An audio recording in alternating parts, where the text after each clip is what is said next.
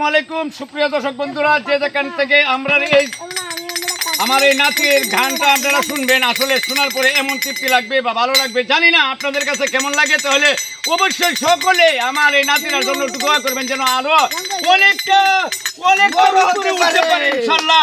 দেখুন শুনুন, এখন সে কি গানটা বলবে নবীর সম্পর্কে। গান গাও দাদা, শুরু করো।